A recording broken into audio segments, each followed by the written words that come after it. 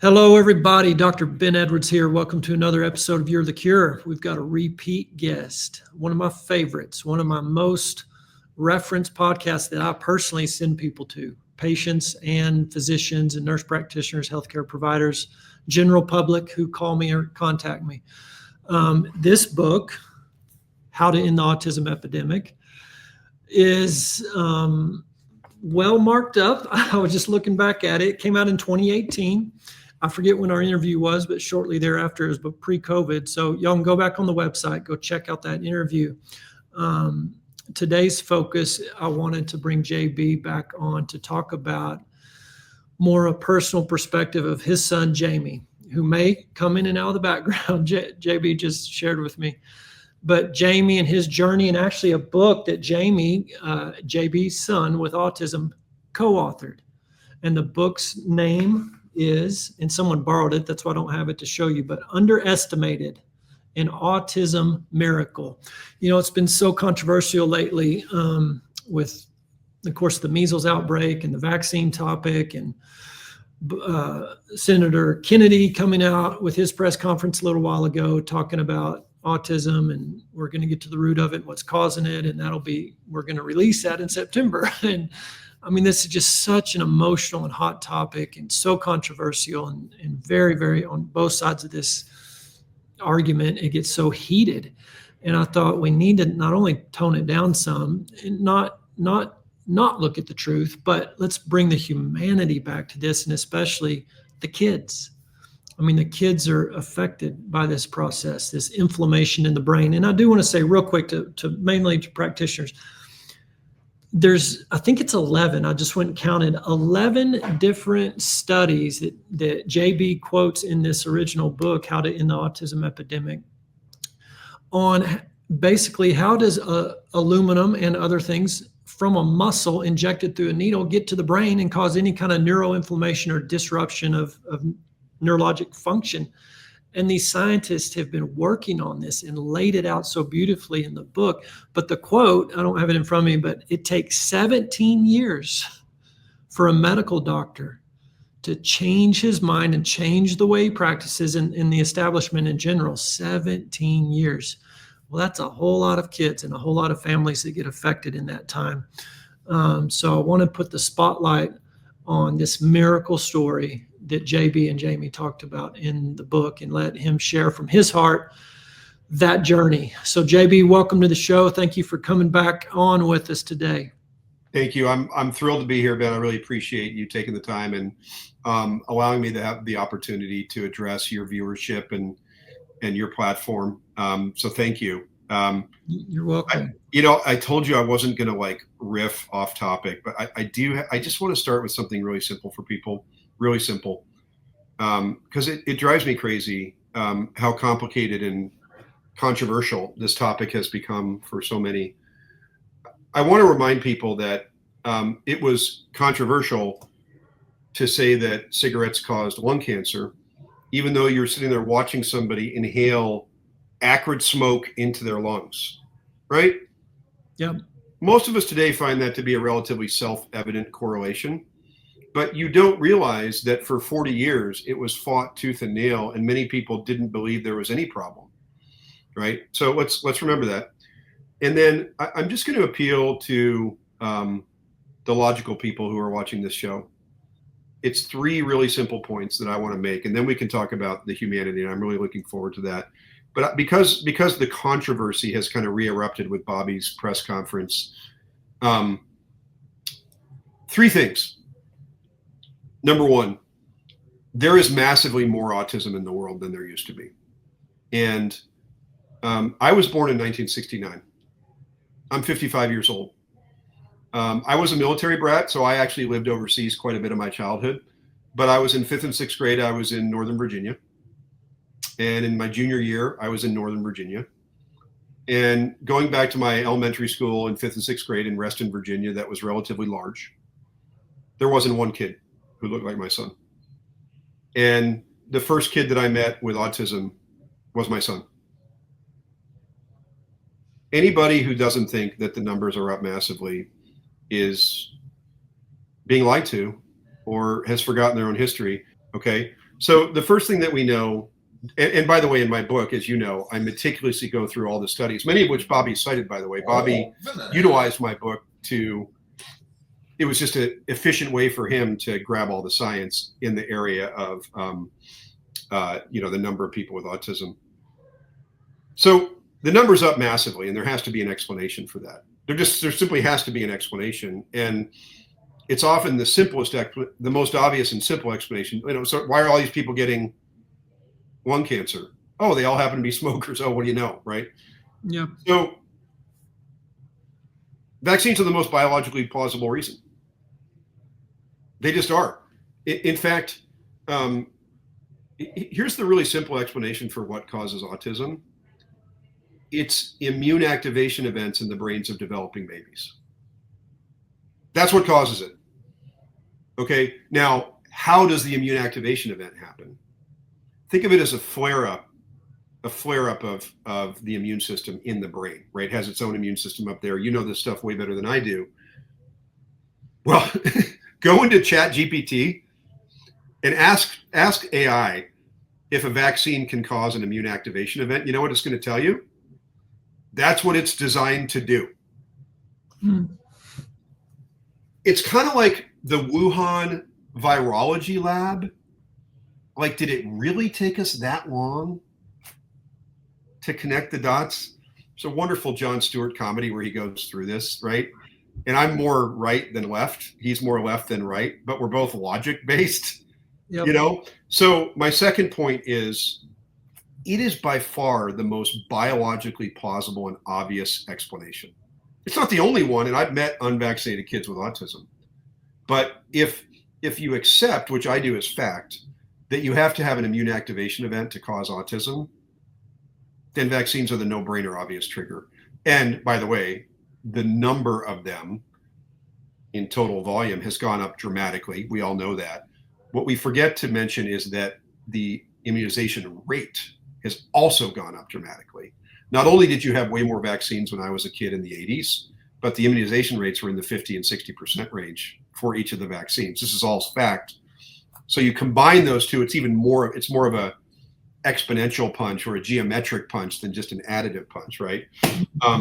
The third thing, and then I'll get off my soapbox here. I run in the community of parents of children with profound autism. Depending on your numbers, and they're not solid enough for me, it's somewhere between 25 and 40% of the population of children who have autism. And if the US has 340 million people and 3% have autism, that's roughly 10 million people. So if 25 to 40% have profound autism, right, that's 2.5 to 4 million people that we're talking about here. Like, these are human beings who can't talk and who need lifetime care. If you talk to their parents, 70 to 80%, my opinion, blame the vaccines. That's got to count for something. So, wasn't around when I was a kid. It's the most biologically obvious explanation of immune activation events. And most of the parents who lived it cite the vaccine appointments. Those are my big three arguments for why this shouldn't be so controversial. And, sorry to be loud about something that's obvious. I kind of view the origins of COVID as like a compartmentalized version of this, where the first people who said, kind of seems like it could have come from the Wuhan lab where they were like messing with coronaviruses and like, oh, you're a horrible human, right? We're on a longer path through that ridiculous process. But for God's sakes, people, so you've got the one group who they just want to deny that there's more of those kids. They don't have any credibility with me. That's just an abject lie. I lived that time. And I've read all the science and talked about it. So you're just lying. Then you want to tell me it's not the vaccines, which are by far the most biologically plausible explanation for causing immune activation events. Okay, show me the science. You know as well as I do, most people don't. It hasn't been done. So we're at square one. And then you go to all the parents, and most of them say, yeah, they were pretty good. And then each vaccine appointment, they got worse. Or on one, they went to the hospital. Or on one, they, whatever it is, the stories are all over the map. And some of them are absolutely horrifying, as you well know. That doesn't seem that hard to me.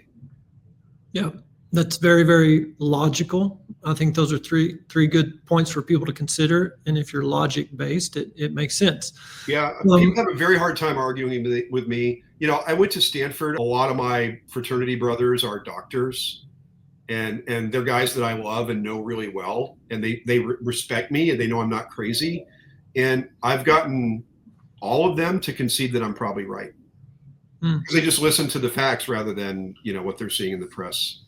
Yeah, You know? So, that's what I've found in my own experience and talking to colleagues. I mean, my own personal journey down this road too of discovery is once you actually start learning and reading, and those 11 studies in your book, it's pretty clear that this. yeah, by the way, you're just talking about the studies, because there's way more than 11 cited in that book. You're just talking about the studies that walk you through how man-made aluminum Yep. gets injected and the macrophage grabs it and it takes it to the brain and it gets stuck and creates permanent flare-ups of, you know, Yep. Immune activation events in the brains of babies that persists, unfortunately. Yeah. And when I read those and others, but yeah, those specifically for how does this happen? How does it get from this muscle to the brain?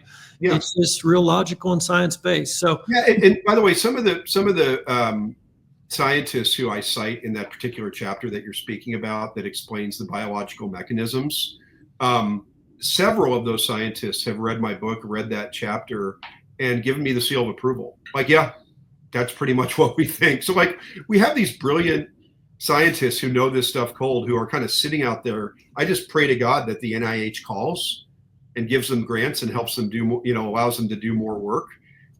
We know what's happening. We really do.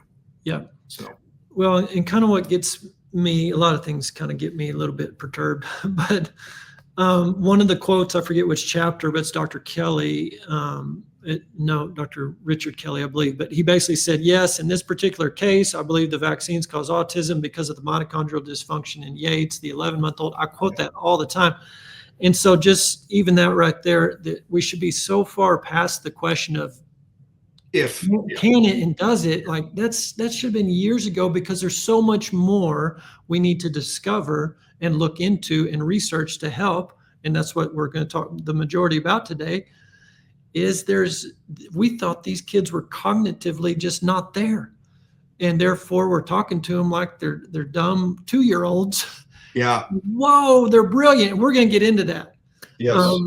And I want you to just go right there if you want to. Yeah. No, I'd love to. I'd love to. I mean, you know, people who may not know me, you know, they'll like see that clip from the doctors, and maybe they think that I spend my day like fighting with the outside world, but I don't. I spend my days with my son. I probably spend 5 to 7 hours of my day with Jamie. He's 22 years old.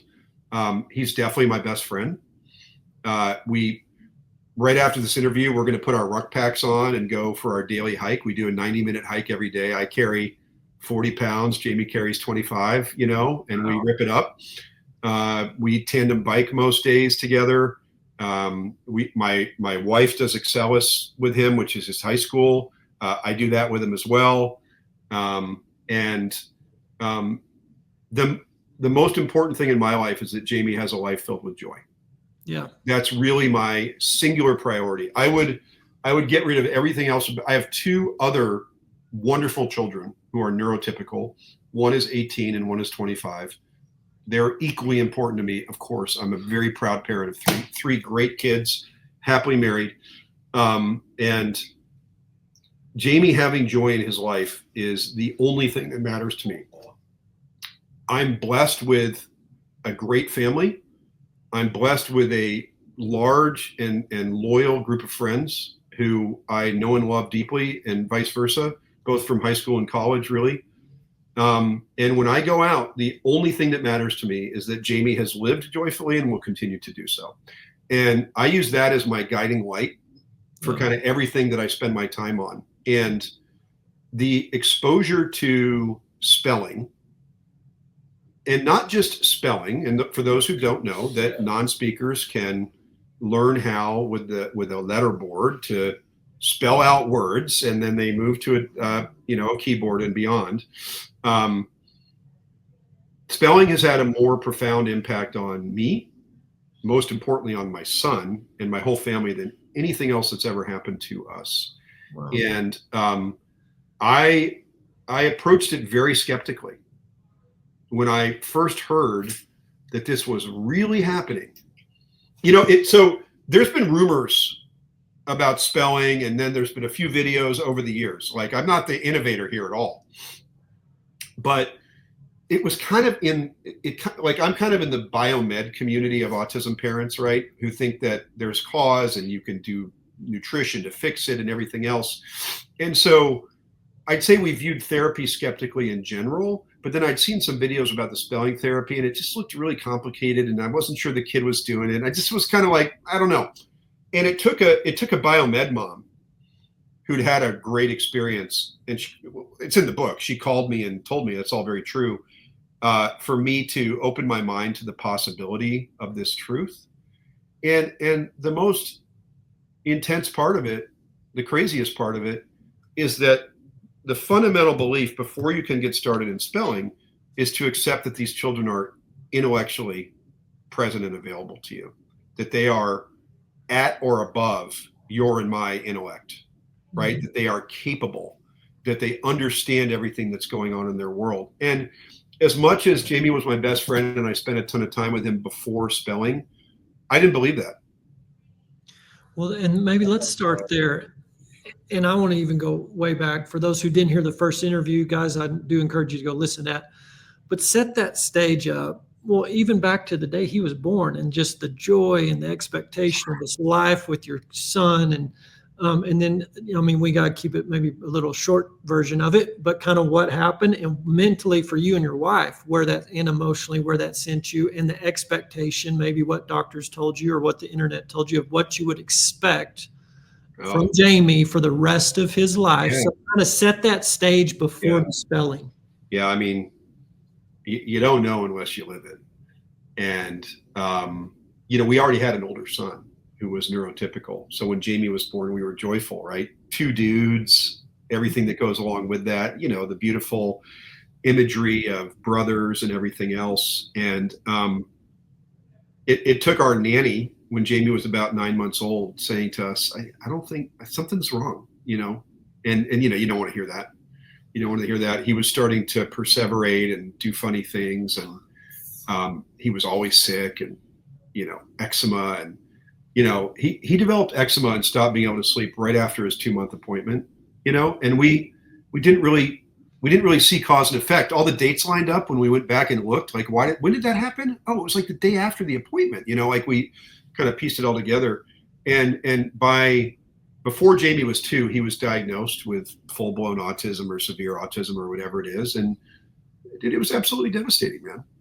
It was absolutely devastating. It was the hardest time in my life.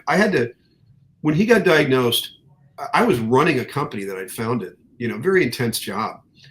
I had to call my parents and have them fly in from Virginia and live with us for a month just to keep me, to help get me off the floor, right? I was so devastated.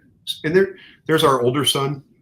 Can't even imagine what that was like for him. He was very young at the time, but to see his parents, dude, I was in the fetal position crying every night. It was absolutely devastating and very, very difficult. And while we had a lot of hope because of biomed and trying things, and I kind of spent 15 years thinking Jamie was going to recover,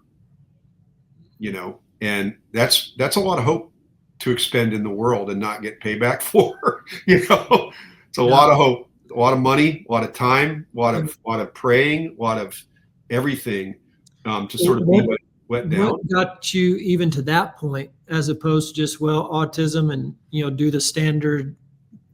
Yeah. The standard answer is what got you looking outside the box, even on these nutritional or detox? Yeah. I probably give my wife credit. He got diagnosed at a very fancy old school autism place at UCSF, right? We were living in the Bay Area. And the woman who diagnosed him is like world renowned, quote unquote autism expert. And, she told my wife that Jamie was going to have to be institutionalized someday and prepare yourself for that. And my wife wasn't having that, just wasn't having that. Her gut instincts told her something different. And so it just caused us to immediately research. Thank God there were like Yahoo communication groups back then. Like, you know what I mean? It's a whole different world, right? Jamie was born in 02. So this is like 03, 04. There's no cell phones in our hands. There is an internet and it's discussion groups. And we started to find these things and parents sharing ideas. And before long, thank God Bernie Rimland was out there. We just discovered that stuff and went to a Dan conference and just tried to figure it all out. And that world seemed to be offering a lot more hope than the mainstream. And even though my wife and I were both very, very mainstream by background, and had trusted a pediatrician, mainstream pediatrician, oh yeah, do the shots, the whole thing. I think we're both skeptics, we're both independent thinkers, and it just kind of appealed to us. So we chased biomed, and I think it's had a huge impact on Jamie's regulation, which is kind of a word for like how much you stim and, how hard it is for you to transfer in between things and how much you, act out and that kind of thing. And Jamie's extremely calm. And I think like biomed had a huge impact on him. But what I've learned is for the kids who are non-speakers, I don't know any kids who are non-speakers where the biomed allowed them to speak again. I think that the damage that's done is being done in some way in the motor cortex of the brain.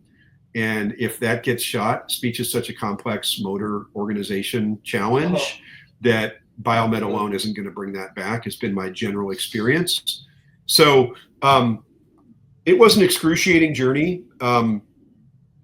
As he got into his teens, it sort of became even more painfully poignant because he's starting to look like a man, but he's not functioning like one, and his brother is like an elite athlete. Like he's a professional lacrosse player, this kid with the same gene pool is not. And it was just getting darker and more challenging. His little sister came along and it was very hard for her to have this big guy who did have outbursts and didn't talk and kind of embarrassed her, with her friends. And the trauma on the siblings is like the never talked about part of this whole thing. And,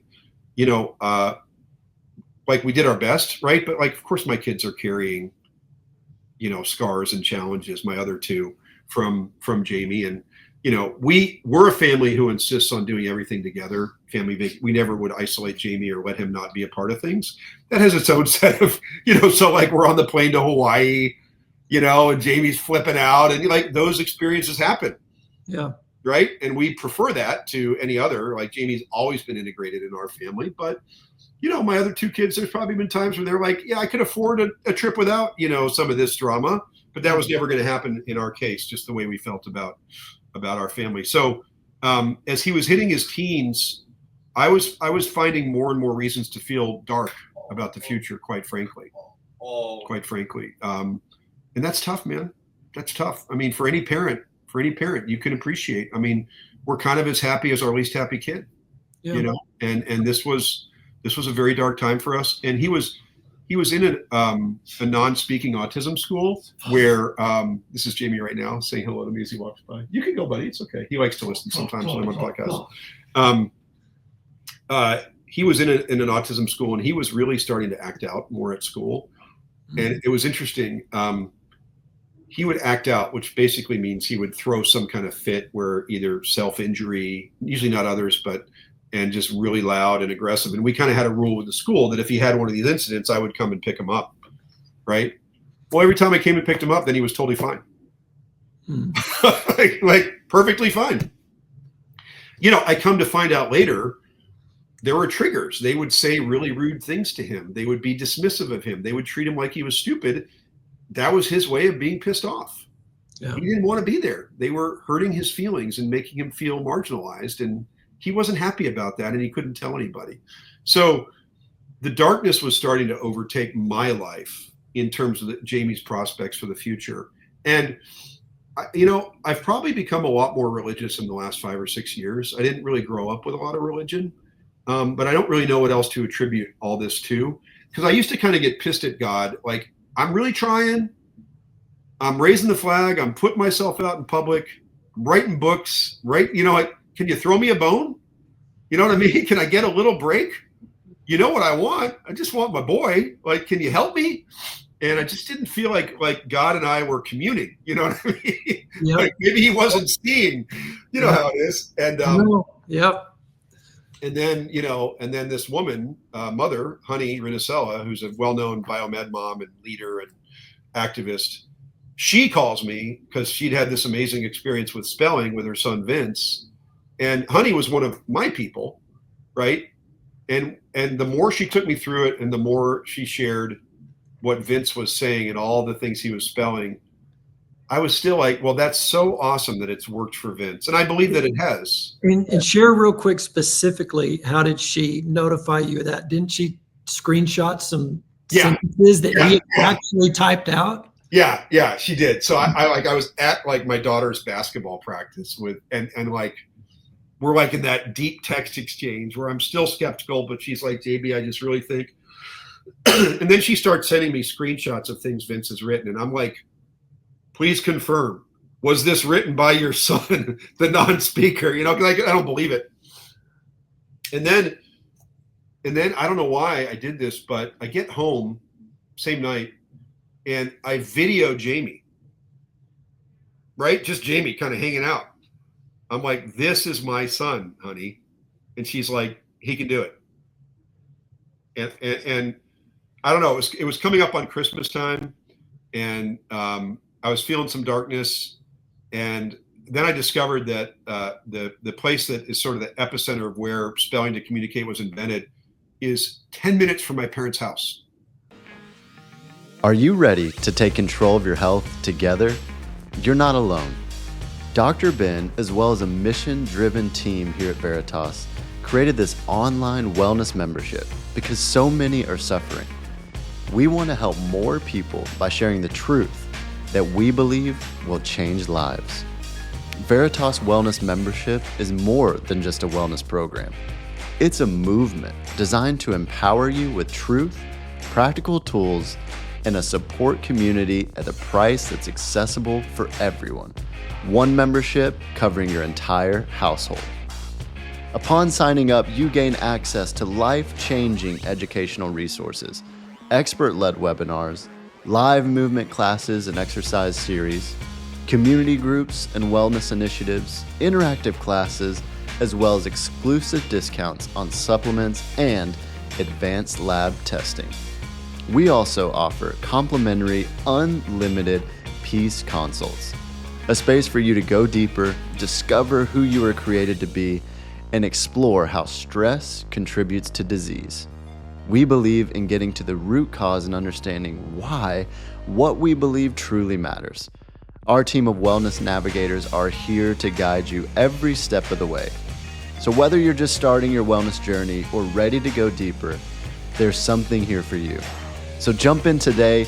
We can't wait to walk this journey with you. Visit VeritasWellnessMember.com to get started. Right. I'm living in Portland, Oregon, but it's in Herndon, Virginia. I mentioned Reston earlier. My parents still live there. It's 10 minutes from my folks' house. I call the next morning. I book an appointment. I call my mom and dad, who are still alive, God bless. And I'm like, guess what? I'm coming out with Jamie. We'll be there in a week. They have no idea what's going on, you know. And I think, you know, that walking into the Spelling Center in Herndon, which is called the Growing Kids Therapy Center, they treat the non-speakers like people. And I'd never seen somebody do this before. So like I walk in and the woman who's like the receptionist, hi, Jamie, so great to have you here. We can't wait to get started. Like she has like a 5-minute conversation with him as if I don't exist. And I'm like, wow, I've never seen anybody treat my son that way before. And this is that beautiful, beautiful thing that they call presumption of competence, which I've now fully embraced. Mm-hmm. And I genuinely believe to the bottom of my soul that every non-speaker with autism understands not only 100% of what's going on in the world, but is actually brilliant and fully capable. And they taught me that. Mm-hmm. They showed me that. And what was as interesting as just bearing witness to something I'd never seen an adult do with my son before, right? Treat him like a normal person, was the way it affected Jamie. Because I can read Jamie's body language at an intuitive level, right? After 22 years of being with him every day, like I can tell you in 1 second how his mood is and how he's doing. And to see the confidence that that gave him and how he gravitated towards those people, I was like, that was my first clue. I was like, wow, he's like listening closely, and he's smiling, and he's showing, he's got body confidence, and he's really calm, and he's really into it. And then, we sit down in the spelling room for the first time, and there's pieces of this in the movie that you just watched in the movie Spellers, right? It's Elizabeth Vossler who's sitting with him, and she's like, I forget the words exactly, but like, I know you can do this. Yeah. Right. And I remember, I'm not a big crier. You mentioned you're not a huge crier. When she said that, I just like instantly, like tears were just like firing out of my eyes, right? Like, what is this woman saying to my son? And the way that he responded to her was like my first clue that this might not all be a big joke, that there might actually be something going on here, because he will accept people into his life and treat them. He's very loving, as all kids with autism are. But it takes him a while, right? He's got to build trust. That first meeting with Elizabeth, he was all over her in a loving way. You only do that when like that person's making you feel really, really good about yourself and about life. Yeah. So just that change in frame of reference to presume competence is arguably the most important change that we went through as a family. And the impact on Jamie has been huge, right? Like I thought I talked to Jamie before in the right way, but I realized that I really treated him like he was 5 in the way I spoke to him. And now I speak to him the same way that I'm speaking to you right now, right? And I'll go on riffs with him all the time to teach him stuff about the world or tell him about stuff without ever, without any doubt anymore. And like, just for him to be treated that way by everybody who's in his life now has been, as you can imagine, right? You're sitting there, for the life of you, you don't know how to tell people that there's way more going on than they think. You can't write because you're motor impaired. You can't speak, right? You're running out of options for how to let people know what's going on. And they're demeaning you. They're talking down to you. All you've got left is kind of like stomping and, like whatever it is. That's what impacted me the most, I think, in the book, is when he started typing out and telling you and your wife and others, remember that time, Dad, in school when this thing happened, or you said this, or you did that. Here's what was really happening. Here's how that made me feel. He remembered this whole thing. He was there. His cognitive. Every moment. It's even surreal for me, even though I lived it, to go back and imagine all those things. And I think that every parent who gets into spelling goes through the guilt phase, the regret phase, the wanting to right wrong phase. And I understand all of those feelings. They're very natural and normal. What's true with these amazing speller, I just call them spellers. I just think it's like a clean term, and it's forward looking. And these spellers are the most forgiving, kind, open-hearted people you will ever meet. I've never met one who was holding a grudge for treatment, and with Jamie, I guess I'm proud that I didn't have like any like super regretful moments, but I just had sort of look, I didn't treat you like you were as smart as you are. And I've apologized to him many different ways, many different times. He understands, he knows I was doing my best. Yeah. Yeah. We'll go back to that moment at the spelling center. Beyond, they were talking to Jamie and treating him like a regular person who was cognitively right there. So you're sitting there watching them, go through that a little bit of he's spelling something out. That had to just shock you. Yeah, dude. So I'm in the back of the room. It's just me. My mom and dad aren't with me. They're in town, but I just came by myself. So it's just me and Jamie and Elizabeth Vossler, who deserves so much credit for opening this whole thing up. I didn't know he could spell.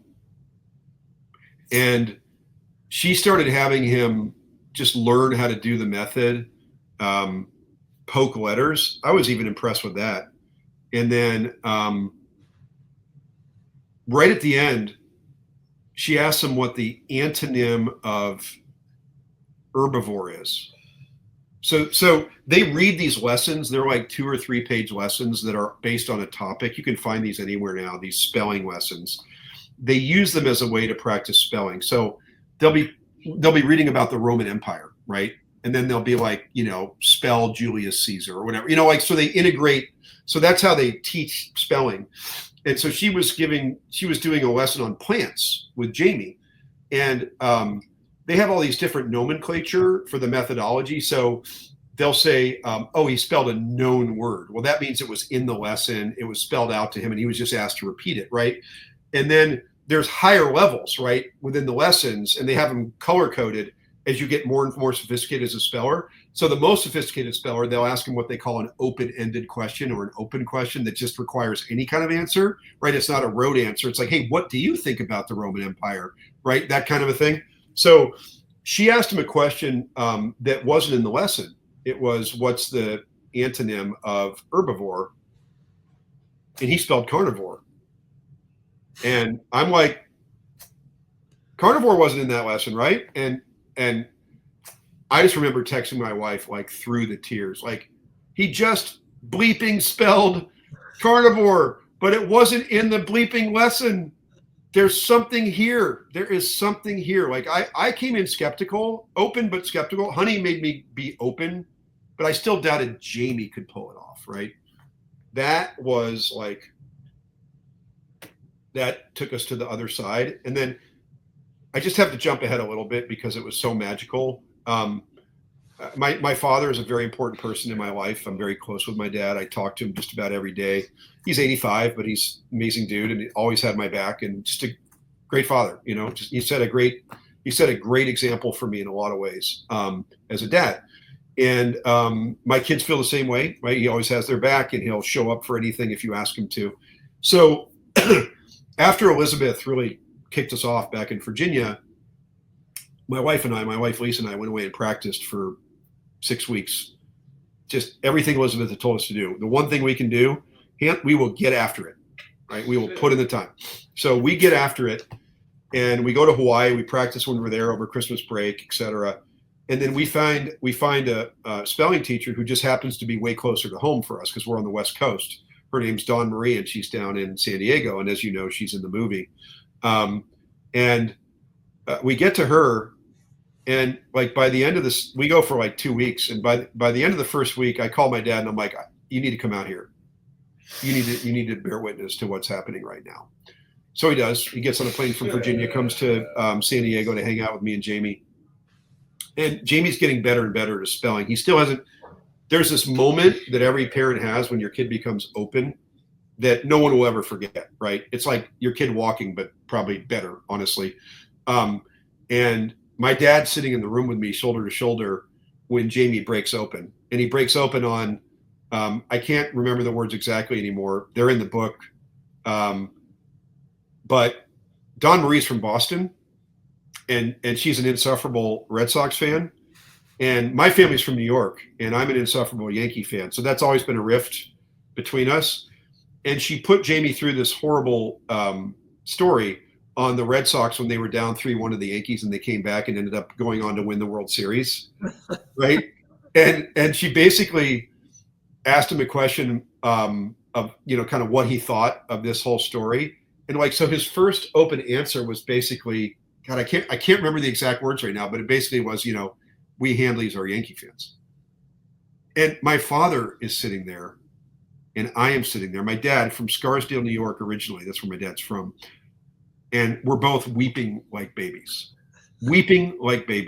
at what we just bore witness to. It was, probably the most, next to my children being born or marrying my wife, like the most beautiful moment that I've ever personally borne witness to.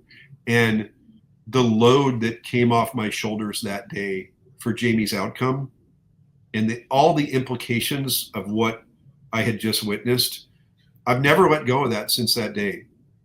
It was absolutely magical, and everything since that day has been unicorns and rainbows by comparison to life before. I am not exaggerating. And every single night when I go to bed, and probably half the time I sleep with Jamie, half the time I put him to bed, depending on the situation. Mm-hmm. Every single night, I thank God. Mm-hmm. That's where my relationship with God has gone. I thank him every night. I even get a little teary talking about it to you now because it means so much to me. And I thank him. Yeah. I just thank him for the blessing of what we have with Jamie. Yeah. For bringing spelling into his life, for allowing him to have joy, have friends, have goals, have ambitions. I mean, you just, only other parents really understand what I'm talking about right now. But you guys, he's going to graduate high school within the next 4 weeks with his little sister. We're having a co-graduation party, Wow. right? He already took a college class to practice in the fall. He's going to go to college. He has a group of buddies. He Zooms with them and talks to them. He meets with them. He loves them. He thinks about them. He has ambitions for his life. He'd like to be married one day. Wow. I mean, I don't know how we're going to figure all these things out, man, but it beats the alternative by a country mile. And most importantly, we were about to go down the path of guardianship and all that kind of stuff that you have to do with a disabled adult. Yeah. And we stopped because Jamie has agency. I'm not about to override his will as a human being. So we don't have a guardianship with him at all. He's in control of his life and his decisions.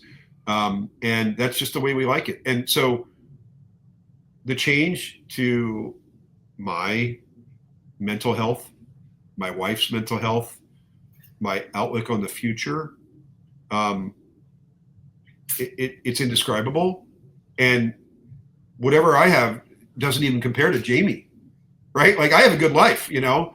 I already told you, I got friends and great wife, and I'm 55, and man, I've had a great life. I have no complaints. But for him, what it's done for his life, you can't even, it's unimaginable how much better it is now.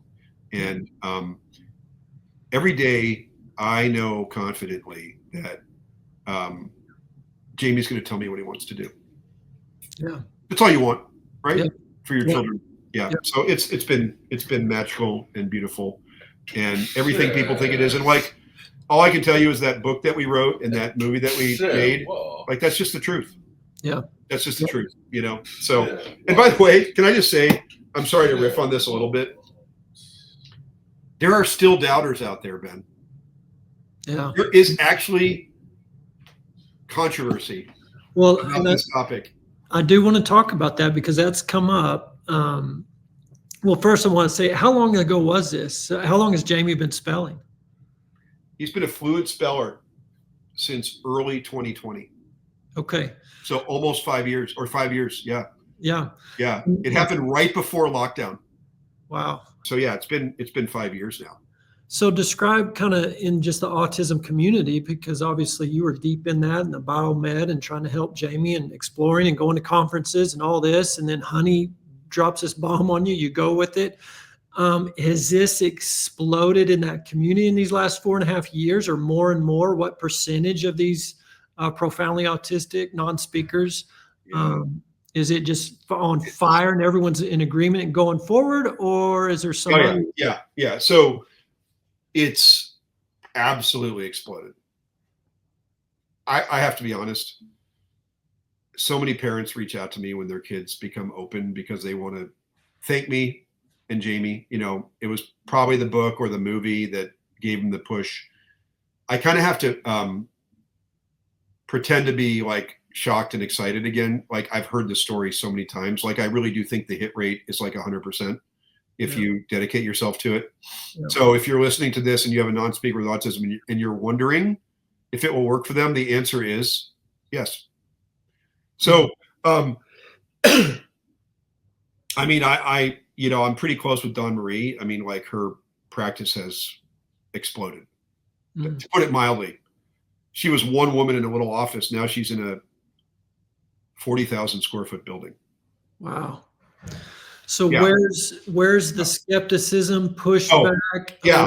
or schools in alignment with this? Kind of give the whole. Yeah. So, autism parents who are listening will understand this. Even within the autism community, you maybe have like the neurodiverse parents and the biomed parents, and they don't always get along. Their kids often go to the same schools, but they see the world a little differently. And the neurodiverse parents were kind of ahead of the curve on spelling. And I like to think that I kind of opened the door along with Honey for all the biomed parents to run through. So like many of my close friends who have been activists, now all their kids spell and they're all open, because most of we activists do have non-speakers, and we were late to the spelling game, but like we've caught up now. So it's awesome, because at first I had a hard time convincing people, right, to give this a try. But now 5 years in, I mean, I would say like 50 of my closest friends in the autism community have all brought their kids to spelling, and it's worked for all of them. And they all have way better lives now, way more enriched lives. The skepticism, unfortunately, comes from, I would say, 3 areas, like this band of idiotic women who run around and try to demean what we're doing. Some of whom are like professors at like high ranking institutions, the entire ABA crowd, and the entire speech language pathology crowd. Explain what those crowds are for listeners who don't know. So ABA is the most common form of behavioral therapy that children with autism receive. Some people say that it's been really helpful for their kids, and others say that it's like demeaning dog training. I happen to be in the secondary camp. I try not to badmouth it too much, because I know that there's been parents who've had some form of ABA therapy. If you watch it, it seems pretty mean. It looks like dog training. They're just trying to modify the behavior, get the outbursts to tone down, try to do sit in that chair, like, I don't know, if you just Google ABA therapy and watch a session, I find it very hard to watch. So I don't want to talk bad about it, because I'm not an expert on it. It didn't work for Jamie. He didn't like it. Those people, so I used that term with you earlier, presumption of competence. So those people presume incompetence. It's the fundamental building block of ABA. So what we're doing runs completely polar opposite to that. And as you can imagine, there's been a lot of resistance. So somebody who is a practitioner of ABA has a designation, an accreditation known as BCBA. They've gone and earned that, right? They've gone to school, and I'm a BCBA. You're employable as an ABA therapist, and you've received a certain amount of training, right? So there's a whole. So the autism school that Jamie was going to was about 60% BCBAs as the faculty. They refused to bear witness to Jamie's spelling. Wow. Not, oh, I'm not going to teach that, but I'm curious and I'd like to see what you're talking about. Oh, JB, I'm sorry. I'm not going to be in the room when he's spelling. I can't. It could risk my accreditation. The speech language pathologist at Jamie's school here in Portland was the same way. He wouldn't bear witness. Because it would threaten their license and therefore their job?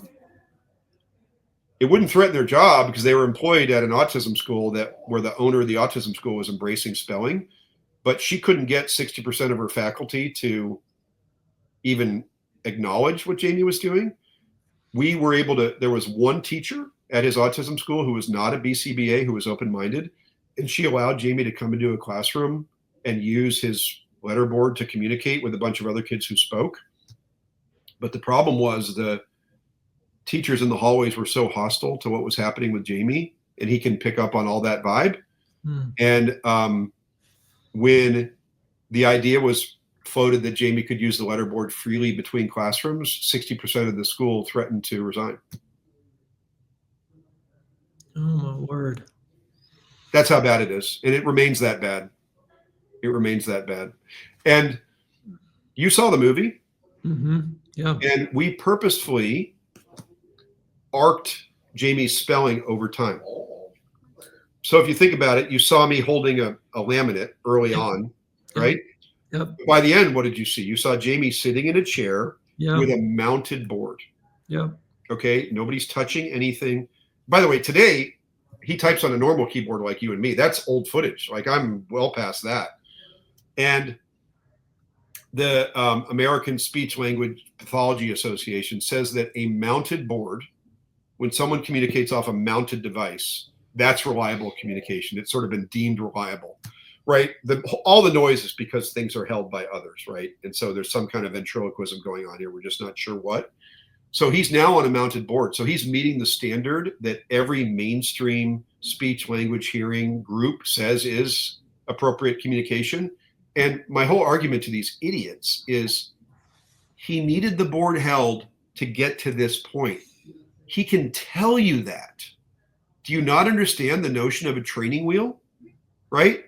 That it's a step in the process. Instead, you're overly fixated on the held board because you don't want to believe this. Mm-hmm. And they don't have they're not sure. They're not sure what it's kind of funny, Ben, you'll like this. They're like, so a person like Don Marie holds the board like 100% still, right? Like if someone's moving the board a lot, they'll be like, oh, they're guiding the finger. It's like, okay, maybe that's true. Don Marie holds the board like perfectly still, and the kid's like nailing every letter, right? So they'll say there's some sort of complex interaction going on between the person holding the board and the child. And you're like what? Like ESP? Like, well, yeah, maybe. Okay, so they're not smart, but they have ESP, right? Like, what are we talking about? It's so crazy. And then, but that's fine. If they want to argue in the gray zone about the held board, I get it, which is why for me, it was so important and for Jamie to get to a mounted board where we are now. Yeah. And many other kids with the feeling was, look, if people are going to be doubtful of our kids, we've got to get to like far enough along that there's no longer any doubt. Mm-hmm. If you were to come to my house today and sit and watch Jamie spell, he would be typing with one finger, that's how he likes to do it, on a keyboard that looks just like the one that you and I use. And he would hit return and his computer program would say what he said. There isn't a human being on the planet who wouldn't believe in that moment that they were hearing from Jamie Handley himself. Yep. Not one. Now, I am sitting next to him and providing some support. In fact, on my Substack, I wrote an article about Bobby Kennedy. It's like the second article in my Substack right now. And if you go down to the very end, I interviewed him about Bobby's press conference because it was getting a lot of bad press.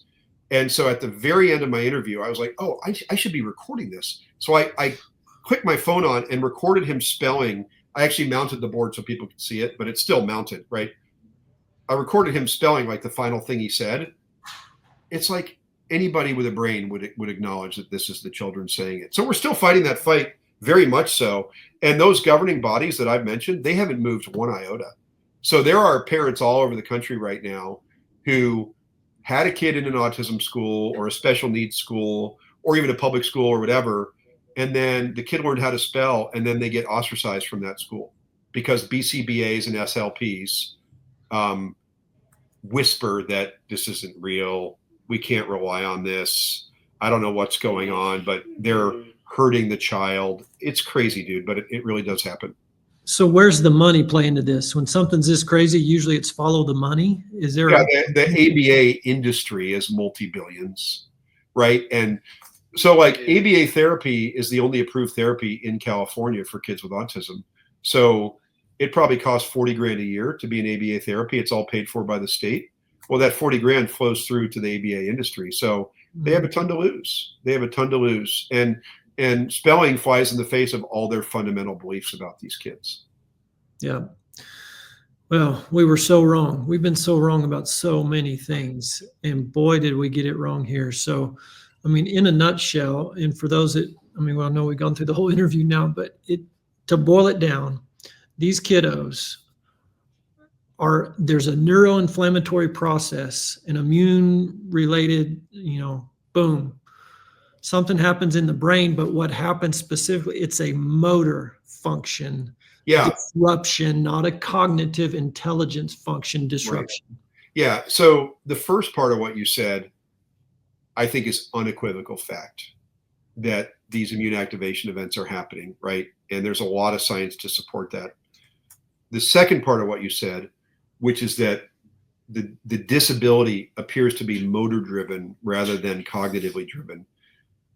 there's very strong circumstantial evidence and no science to back that up, right? So, but I believe it with my heart and soul that that's true. When I explain to people that it's like a mild Stephen Hawking, they tend to understand better that somebody can present as incapacitated or unable and yet have a very powerful brain. And the terms used in the spelling community are things like brain-body disconnect.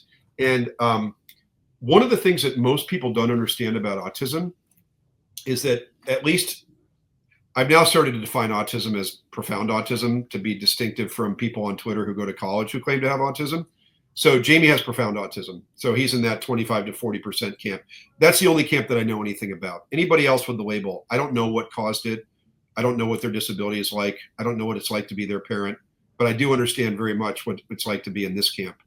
And one of the things that most people don't appreciate, maybe even some parents haven't thought about it this way, is that our kids also have an initiation problem. And the way to think about it is they want to do something with their body and they can't make their body do it. And I didn't really understand this until I started working with this woman who was more of an OT and understood the initiation thing. And she would put like 3 things in front of Jamie. And then we'd spell like, which of these things would you like to pick up? And he would say like the Scotch tape. And then we'd say like, go ahead and pick it up. He couldn't do it. He couldn't do it. If I said pick up the tape, he could do it because he had a motor response relationship with me. But if you use the letterboard where it wasn't said to him, he had to say that he wanted to do it. He couldn't do it. Now, I was so blown away by this because I didn't know that. Like I have a friend whose son can't initiate going to the bathroom, but she has to remember to say, "Hey, it's time to go," and then he'll go because he got the verbal nudge. Mm-hmm. But like, even though his body's like really telling him you got to pee right now, he can't get his body to get up, get out of bed, and go pee. Like it's that bad. Well, what's interesting about initiation therapy is that over time, Jamie got way, way better, way, way better at that. It can be rebuilt, but whatever is blowing out the motor cortex on some level is also blowing out this initiation thing, which people can misinterpret as a lack of intelligence, a lack of interest, a lack of will. But I think it's a much more, well, it's simple. They have an inability to initiate due to some kind of motor damage. So a really important thing for parents of kids with autism to understand that I didn't understand before. Yeah. Wow.